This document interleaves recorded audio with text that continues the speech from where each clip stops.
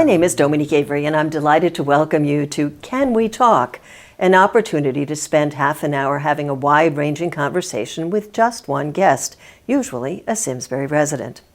Today, my guest does indeed live in Simsbury. While you might not recognize his face, you might very well know Chris Keating by his Hartford Courant byline.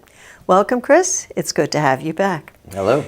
As the Hartford Courant bureau chief, Chris Keating has been here before, but to talk about politics and the legislature. This time he's here to talk about himself.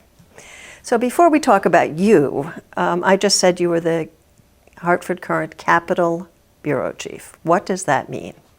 Well, I'm kind of the main person at the Capitol. I keep an eyeball on everything that goes on there, from what the governor is doing to what the legislature is doing to all the issues that come through the Capitol. And essentially, basically every issue in the state eventually comes to the Capitol. Either people want money or they want approval for something. So from casinos to education to taxes, every type of taxes, business and estate taxes and everything. Basically, all the problems, all the issues, whether it's drones or whatever, basically comes through the Capitol. So I don't want to say so. There was just a piece online about starting every question with so, which we maybe can get into later. But what I think people are interested in is if you're a Capitol bureau chief and the legislature basically meets part-time, is there a lot of stuff going on in non-session time, like now? Well, there actually is. Normally, the biggest thing that we normally do when the sessions are over, we cover the elections. So there's always a hot election going on. Right now, I'm covering the Bridgeport mayor's race. So that's a very hot race between Joe Ganim and Bill Finch. We can talk about that if you want. There's a very good Hartford mayor's race going on. In other years, I do the governor's race, U.S. Senate races. There's always, I did the New Haven mayor's race in an off year 2 years ago. So there's generally always something going on. And on top of that, there's spillover issues.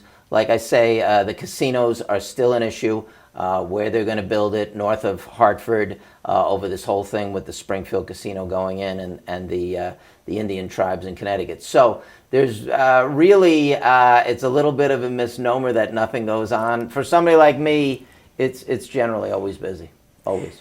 As a person who worked at CTN, Connecticut Network, for many years, I know that too, but the public doesn't always know that. Yes. Now I want to get back to you. A little bit about you as a person, where you grew up and how you got into reporting. Where did you grow up? I was born in Flushing, Queens, near Shea Stadium, believe it or not. And Shea Stadium is now Citi Field for your viewers who are New York Mets fans. Flushing, Queens. I grew up on Long Island, Nassau County, southwestern Nassau County, kind of near the beaches. So I was very much a beach person, a big body surfer as a kid.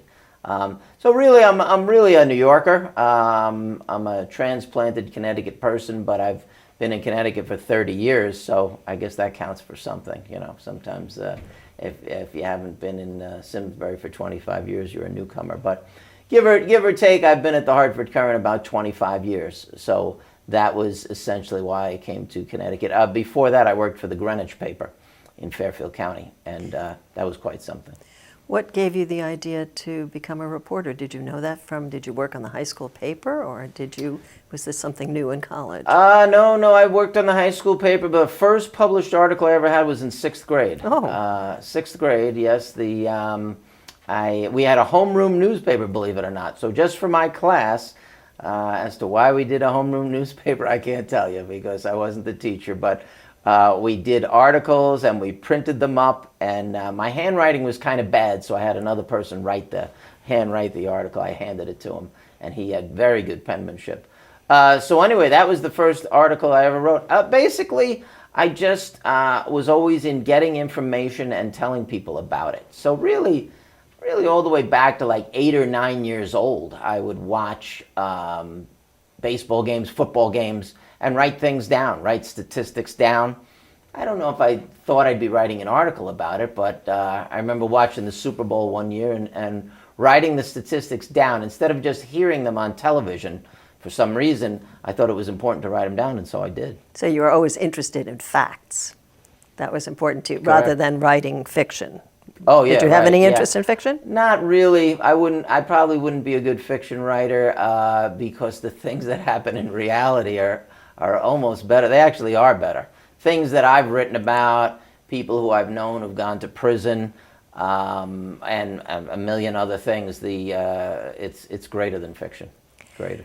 So let's get back to now. Your first article or newspaper thing was in elementary school, and in high school, were you part of the paper? Yeah, in high school, how we had it, I went to Chaminade High School on Long Island. We had a paper, quote, paper for every year. So in other words, the freshmen had a paper, the sophomores had a paper, the juniors had a paper. So I have basically been writing since 9th grade without a break, in other words, nonstop, in other words.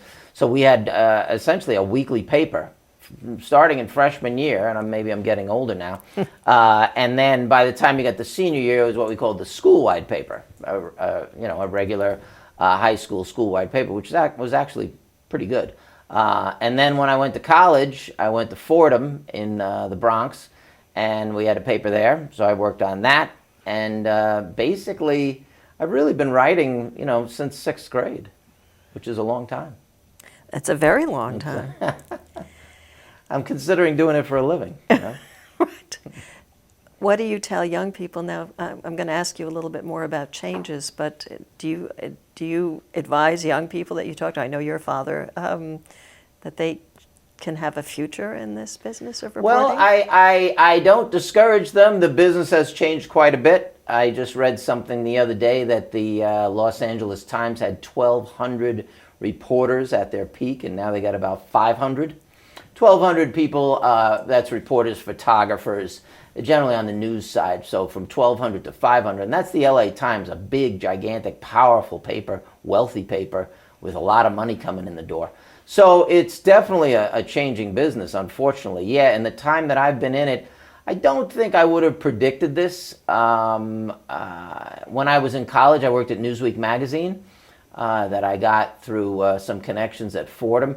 And Newsweek basically went out of business, which is absolutely mind-boggling to me. As somebody who was there basically in the heyday, when they had incredible amounts of money, unbelievable amounts of money, and money was no object for anything that we wanted to do, for them to stop publishing was unthinkable. Shocking. Unthinkable. Yeah. So let's get back to you and your typical day. Do you get up in the morning and read the Hartford Courant?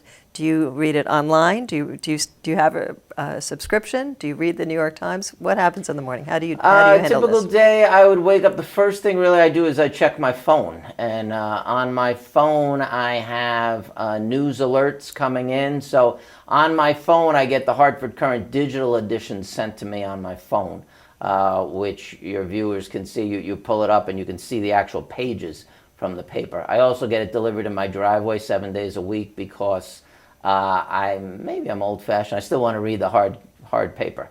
So I get that delivered every single day. What I get for 24 hours a day is news alerts from the New York Times and the Washington Post and others, and so I can see some of the big news that is going on. And then I also check to see what phone calls I might have gotten overnight, either from sources or bosses or whoever. But the answer is yes, I do read the printed paper. I do enjoy reading the printed paper. I still do. I read the printed New York Times. I get that delivered. I enjoy doing that. But I also get the Times on my phone, or at least I get the news alerts and news summaries. Times has a lot of stuff that's on the phone now. A lot of stuff. Both narrowly political, or, if you want to see the obits, basically whatever you want, you tailor it to whatever you want. So even a little sports thrown in there, too. I'm a sports fan. Then after you do that, presumably that's at home? Yes, that's at home. Everything I just described is at home. Sometimes before I leave my house, I talk to more people than most people do in a day. It depends on the day. Part of my day is dependent on what the governor does, what the legislature is doing, who's having a press conference, who isn't. plus whatever longer term stories that I'm writing about. So if I'm writing a very long story on the Bridgeport mayor's race, for example, I might be working on that. In the business, it's called gathering string. Every day I'm basically gathering string for one story or another, sometimes 2 at a time, 3 at a time, depending where my antenna is and what I'm looking for. So, but yes, after I do that morning routine that I described to you, I go into work. I get phone calls and emails from different colleagues. I'm working on this, I'm not working on this, something fell through, can you do this? So we have a combination of that, as well as talking to other people and seeing, A, what we need to cover, B, what we have to cover, and C, who can do it, who can pull it off. The Hartford Courant is located in downtown Hartford, right across the street from the Legislative Office Building. Do you have a desk in both places, at the Capitol and at the Hartford Courant, or does that depend on when on the session? I just have it at the Capitol. I do not have a desk in the main office. I'm not really in the main office all that much. Capitol keeps me pretty busy. I might go back to the main office to tape a TV show. Fox CT is in the same building with us. But most of my time is at the Capitol, and that is tremendously helpful, because sometimes you get a 5-minute notice or a 10-minute heads up, you should be at XYZ place. And if you're there, it's a lot easier. If you're covering the Yankees, you should be at Yankee Stadium. When you leave here, so you'll go to the Capitol? That's correct. And check in? That's correct. I go to the Capitol, I see what's going on. Usually the day before. Sometimes we get earlier advances, but very often the day kind of coalesces and gels the day before, because all the politicians, their schedules are changing. So you got to find out if Richard Blumenthal's having a press conference. Which could happen almost every day. It could happen any day, any time, any day, any time on any topic. And where we might have to go for that, you might have to go to the Hartford train station, and Blumenthal's talking about Amtrak. Or any number of things, or the governor might have a press conference, the legislature might have a press conference, something could come up about the casinos, or any other issue. So very often the day is a moving target. Many times, and probably some people wouldn't like this in a profession, but a lot of times I don't know what I'm doing 3 days from now, 2 days from now. I don't know precisely what I'm doing, but that really does not bother me in any way, because I know something will come up, and generally what happens is too many things happen. I can't get to all the things. I have to tell sources, I'm sorry, I can't do your story. Maybe so-and-so, someone else can do it. I just can't get to it. Or, give me some time. Maybe I can get to it in 10 days. You mentioned earlier that before you leave home in the morning, you probably talk to more people than most people talk to in a day or even a week. Do you do most of your work on the phone, or do you do a lot of legwork? Do you stop by people's offices at the Capitol, or? It's a combination. I do a fair amount on the phone. Nothing beats actually being there with the person. So I go to events, I go to press conferences, I go to debates. I go to a lot of debates, because you can get a lot of information in a short period of time at a debate. So it's a combination. Email, text. Some people, I have, as you can imagine, a large number of sources. I've probably got 600 numbers in my phone, and that's really only very recent I started putting them in the phone. I got 3 Rolodexes, 3 full Rolodexes.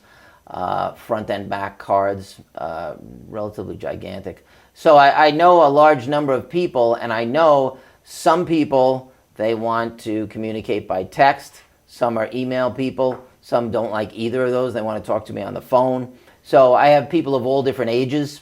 I have people who really don't like emailing, or maybe don't even have that much of a computer, and they want to call. So that's fine. They can call me. The biggest story involving Governor Malloy the other day was a story when he was doing a tourism news conference. Were you there? No, this was the one with the whale in the back? Yeah. That was funny. I was not there at that. That was kind of hilarious. There was a beluga whale kept coming up behind Malloy as he was at the podium. Basically, the whale would be over my shoulder and kept coming up. No, what that was a tourism event for Mystic Seaport, which possibly got lost in the sauce. A tourism event or promoting tourism. And yes, the beluga whale kept showing up over his shoulder. And in the Twitter world, they call it photobombing. Somebody just jumps into your line of sight. I personally was frustrated by that because it got so much attention. CTN's video went all over the world. People were calling from Europe. And I thought, oh, God, why doesn't somebody pay attention to government at another time? Did that frustrate you, or you sound like you were amused by it? Well, yeah, it was kind of amusing to me, but that is true, unfortunately, sometimes in life. Right, the beluga whale, that's not as important as Medicaid rates at nursing homes. It's not as important as Obamacare, casinos, expansion of gambling, whether your taxes are going up, gasoline prices, all these incredibly important issues that do affect our lives. Gasoline prices up or down, Wall Street up or down.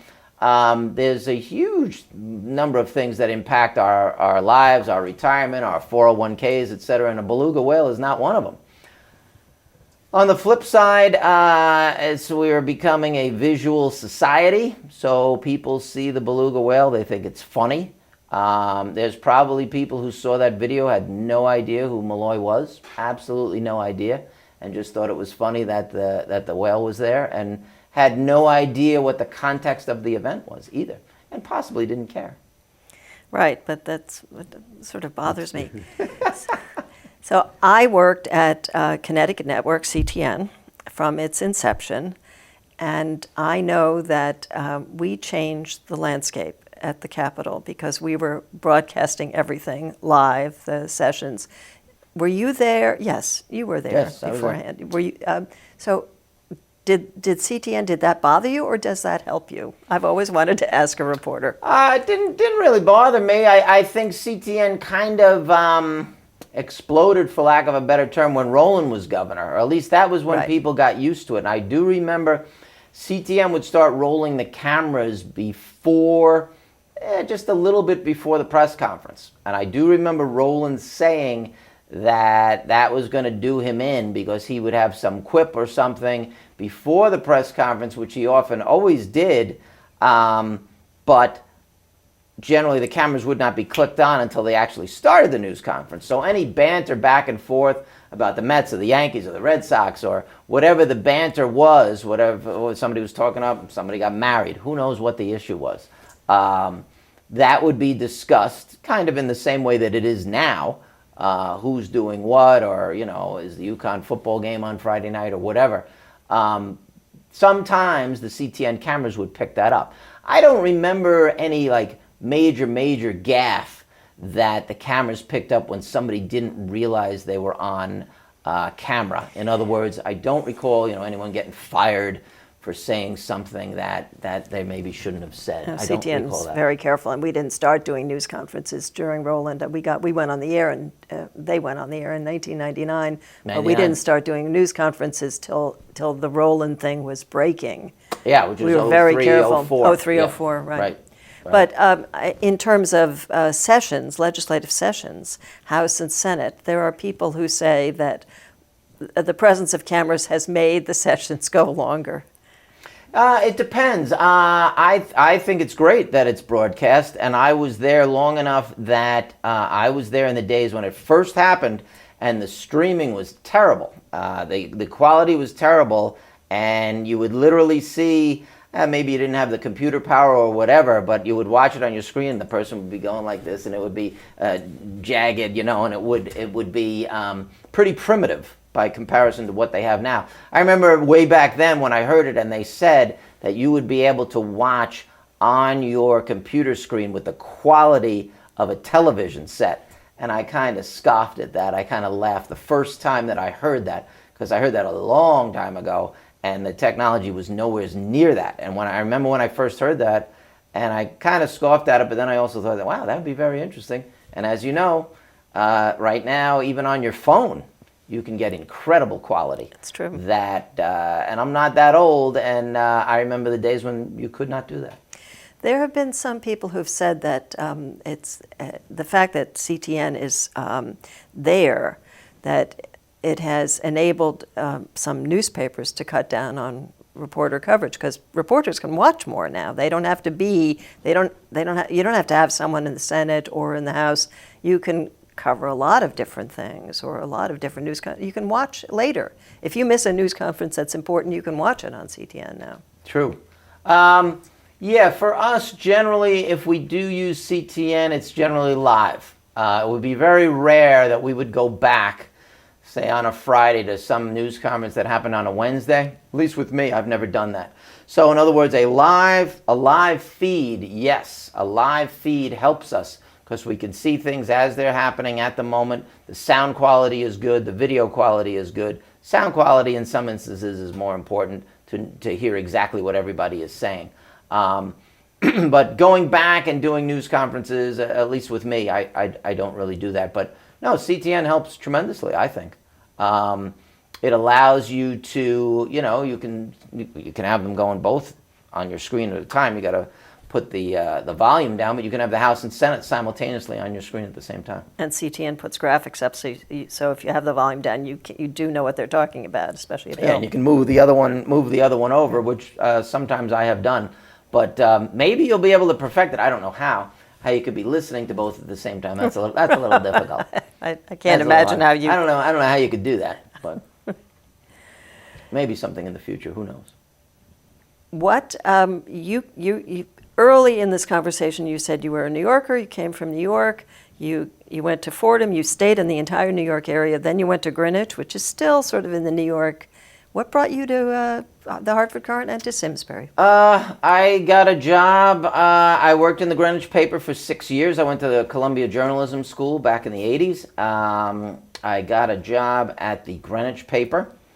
And then someone who was at the Greenwich paper got a job at the Courant and called me up and said, I think you'd be good at the Courant. So I said, really? You sure? Blah, blah, blah. Yes, da, da, da. I got some interviews and I came up to the Courant. I got to the Courant right after Weicker was elected governor. So that was 1990. During the whole tax thing then? Yeah, during the tax thing. So in other words, I was in Greenwich for the 1990 governor's election, which was Weicker against Rowland. And Bruce Morrison, I guess, was running back then. That's a long time ago, I guess. That was when I came. So it was either late November or December of 1990 as I came up here. You've covered a lot of governors then. Oh, yeah. I've known the last 5 governors on a first-name basis, including O'Neill. As far as covering it intensely, yes. Weicker, yes, I've known a lot of governors quite well. You care to offer any opinion about which ones were easiest to cover? I won't ask you what you thought of them necessarily yet. You're still working there. Yeah. Well, it all depends on the time frame. Rowland, for example, was a very, very good politician until he got in trouble. And then when he got in trouble, he really wasn't talking to the press anymore. So our access to him and his candor and all that went down tremendously. But in his heyday, he was very accessible, extremely accessible. He was the head of the Republican Governors Association, et cetera, et cetera, et cetera. But down towards the end, he would leave his office and get into his car. And actually, we'd have to chase him. I was involved in a couple of chases. You had to chase him to get to his car, and he wasn't going to talk. So that was a huge changeover. Each one of them had their own personality. Governor Rell came in at a time frame where the state was a little bit wounded, and Governor Rell had her own style. So every one of them has had a different style, actually, quite frankly. O'Neill was a very low-key guy, but I could call him up at home really on any topic. And especially when he was retired, he was generally always there. He'd get on the phone right away, and he'd give you his opinion on whatever the question of the day was. Did you have a relationship like that with Rell, or did you have to go through her chief of staff? Yeah, Rell, no, I got along with Rell because I knew Rell, I guess, for 10 years as lieutenant governor. And actually, I covered Rell when she was still in the House.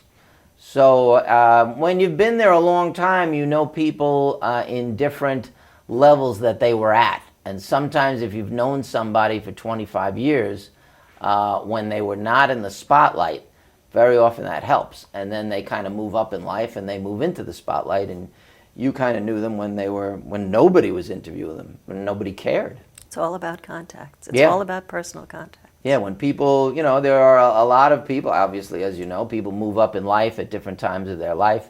And if you knew them back when they were trying to get their name in the paper, and then suddenly they have, 15 reporters at a press conference, that changes. So how about Malloy? Malloy I've known for maybe since the 06 campaign. Same thing, Malloy has his own style. He's a two-term governor. Two incredibly close races against Foley. Really probably the two closest races in the last 55 years, since at least Ribicoff. I'd have to check my blue book for all the right answers on that, but a long time. Two of the closest races in 50 years. He and I'm sure he would tell you he could have lost either of those races. They were really close. Even the second race, the most recent race, he won by less than 30,000 votes out of more than 1 million cast. And people were saying, "Wow, that was a lot more than last time against Foley." Well, the first time against Foley, it was really almost like the equivalent of one vote. It was less than 1%, as you know. So Colin McEnroe calls him the porcupine. He has always struck me as not a really personal. He doesn't have a warm personality. Do you have a personal relationship with him? Yeah, we get along, but he's not a backslapper. He's not like Dodd. He's not like even, again, Rell was everyone's grandmother, et cetera, et cetera, et cetera. Each person has a different type of personality, but Malloy is not a backslapper or really a joke teller. A guy like, you'd have a better chance of hearing a joke from a guy like Dodd. And whatever the joke might be, I can't even remember. He's not very touchy-feely. Any good jokes. So yes. I just heard we have 1 minute left. I have to cut us short here. I could go on for a long time, but you didn't answer my question quickly about what brought you to Simsbury. Just quick. Oh, so it's a fantastic town. When I moved, I got originally assigned to the Enfield Bureau. I've never heard of Simsbury. I started working in the Enfield Bureau in 1990-91. Started looking at towns around here and came to Simsbury and thought it was absolutely fantastic. And I had really not heard of it, certainly never in New York, ever. Never heard the word Simsbury. Came here, checked out the town, looked at it and said, this is a fantastic place. So we started looking here and here we are. That's the same thing we did. And we've been here 25 years now. There you go. Well, our time is up. Thank you, Chris. I'd like to thank everyone here at SCTV, our director, camera people, and the office staff for their help in getting the show in the air. And thank you to Chris for this very interesting conversation. I hope people learned a lot about what it is to be a reporter. Finally, thank you for joining us. If you missed any part of the show, you can always find it on our website, simsburytv.org. You can go there to check the schedule as well to find out when it's on TV. I'd love it if you'd like us on Facebook as well. And tell your friends to like us too. Have a wonderful day. See you next time for Can We Talk?